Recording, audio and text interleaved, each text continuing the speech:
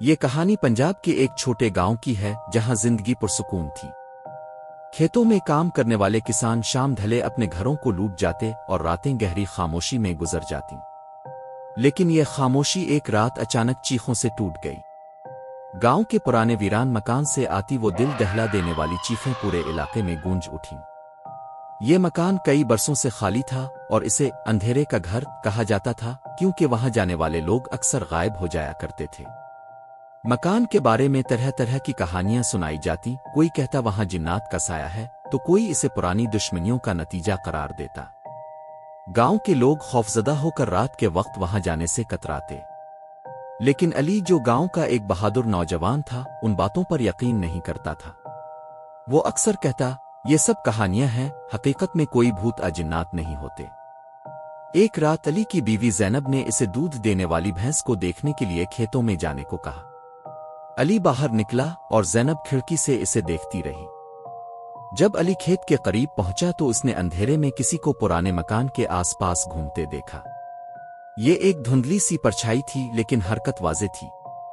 علی کے قدم رک گئے۔ وہ سمجھا شاید کوئی چور ہے اور وہ بغیر کچھ سوچے اس طرف بڑھ گیا۔ رات گہری ہو چکی تھی اور گاؤں پر سناٹا چھایا ہوا تھا۔ زینب کو جب علی کے واپس آنے میں دیر ہوئی تو وہ بے چین ہو گئی۔ اس نے پڑوسیوں کو بلایا اور سب نے علی کو ڈھونڈنا شروع کیا، لیکن علی نہ کھیتوں میں تھا نہ راستے میں۔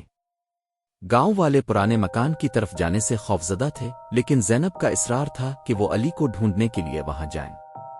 آخرکار گاؤں کے چند نوجوان اپنی لالٹینیں لے کر مکان کی طرف بڑھے۔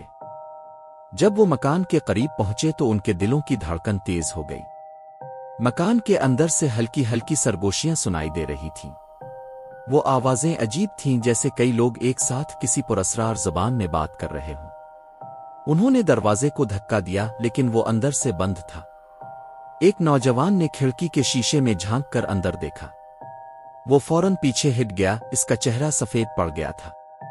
میں نے وہاں کچھ ایسا دیکھا ہے جو انسان نہیں ہو سکتا، اس نے کانپتی ہوئی آواز میں کہا۔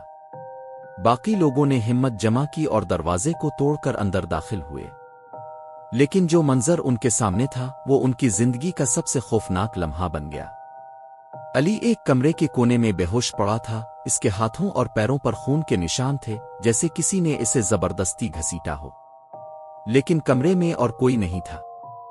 جب علی کو ہوش آیا تو اس نے جو بات بتائی وہ سن کر سب کے رونگٹے کھڑے ہو گئے۔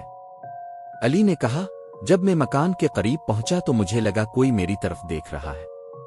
میں نے پیچھے موڑ کر دیکھا تو کچھ بھی نہیں تھا، لیکن جیسے ہی میں دروازے کے قریب پہنچا کسی نے مجھے اندر کھینچ لیا۔ وہاں اندھیرا تھا لیکن میں نے کئی آنکھیں دیکھی تھیں، سب کی سب مجھے گھور رہی تھیں۔ علی کو فوراً گاؤں کے مولوی کے پاس لے جایا گیا جو قرآنی آیات پڑھنے لگے۔ علی کی حالت دنوں تک خراب رہی اور وہ اکثر نیند میں چیخیں مارنے لگتا۔ گاؤں والوں نے اس واقعے کے بعد پرانے مکان کو مکمل طور پر بند کر دیا اور وہاں جانا چھوڑ دیا۔ لیکن کئی مہینے بعد گاؤں کی ایک اور رات کو پھر سے چیخوں نے توڑ دیا۔ اس بار آواز صرف مکان سے نہیں پورے گاؤں کے مختلف حصوں سے آ رہی تھی۔ گاؤں والے سمجھ گئے کہ اندھیرے کا راز ابھی مکمل طور پر کھلا نہیں تھا۔ گاؤں میں خوف کا عالم تھا۔ لوگ سمجھنے سے قاصر تھے کہ چیخیں صرف پرانے مکان تک محدود کیوں نہیں رہیں بلکہ گاؤں کے مختلف حصوں سے آ رہی ہے۔ زینب نے محسوس کیا کہ علی اب پہلے جیسا نہیں رہا۔ وہ اکثر اکیلا بیٹھا رہتا اور عجیب سی باتیں کرتا۔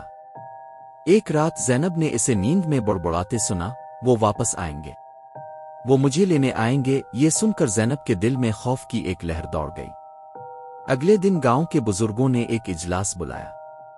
سب نے اس مسئلے کا حل نکالنے کے لیے مولوی صاحب سے مدد مانگی۔ مولوی صاحب نے مشورہ دیا کہ پرانے مکان میں ایک بڑی اجتماعی دعا اور قرآنی آیات کی تلاوت کی جائے تاکہ اس جگہ سے برے اثرات ختم ہو جائیں۔ دعا کی رات قریب آ رہی تھی اور گاؤں کے سب لوگ تیاریاں کر رہے تھے، لیکن دعا سے ایک رات پہلے علی اچانک غائب ہو گیا۔ زینب کو جب علی اپنے بستر پر نہ ملا تو وہ گھبرا گئی اور گاؤں والوں کو بلایا۔ سب نے اسے ڈھونڈنا شروع کیا لیکن علی کا کوئی سراغ نہ ملا۔ آخرکار گاؤں کے چند بہادر لوگ ایک بار پھر پرانے مکان کی طرف روانہ ہوئے۔ ان کے دلوں میں خوف تھا لیکن علی کو بچانے کی امید نے انہیں آگے بڑھنے پر مجبور کر دیا۔ इस बार वो ज्यादा तादाद में गए और मजबूत हथियार साथ लेकर। जब वो मकान के करीब पहुंचे तो उन्हें दरवाजे के पास जमीन पर खून के निशान नजर आए। दरवाजा इस बार खुला हुआ था और अंदर एक अजीब सी बो फैली हुई थी। मकान के अंदर का माहौल पुरअसरार था। दीवारों पर अजीब नकूश थे, जैसे किसी ने कोई शैतानी रस्म अदा की हो। अचानक एक गहरी गुंजदार आवाज गूंजी, तुम लोग यहां क्यों आए हो? ये जगह हमारी है। सब लोग खौफ से कांपने लगे। एक कमरे से रोशनी की हल्की किरण निकल रही थी। जब उन्होंने अंदर झांका तो मंजर उनके होश उड़ा देने के लिए काफी था। अली जमीन पर लेटा हुआ था, लेकिन इसकी आंखें खिली थीं और चेहरे पर एक अजीब सी मुस्कुराहट थी। इसके इर्द गिर्द कई साए हरकत कर रहे थे, जो इंसानी शक्ल में तो थे, लेकिन उनकी आंखें सुर्ख और चेहरे किसी हद तक धुंधले थे। मौलवी साहिब ने फौरन आयत पढ़नी शुरू की और गांव वालों ने भी उनका साथ दिया।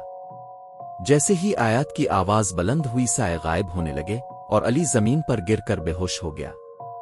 लेकिन जैसे ही सब ने सुकून का सांस लिया, एक जोरदार चीख ने सबके कानों को फाड़ दिया। दीवार पर एक पैगाम खून से लिखा हुआ नमूदार हुआ, ये अभी खत्म नहीं हुआ। ये वाकया गांव के लिए एक इंतबा था। अली को बचा लिया गया, लेकिन गांव वाले जानते थे कि यह मामला इतना आसानी से खत्म नहीं होगा। पुराने मकान में छुपा राज अब भी मुकम्मल तौर पर बेनकाब नहीं हुआ था। कहानी यहां खत्म नहीं होती। क्या गांव के लोग अंधेरे का राज मुकम्मल तौर पर समझ सकेंगे? आइए, पुरअसरार वाकयात हमेशा उनका पीछा करते रहेंगे। ये तो वक्त ही बताएगा।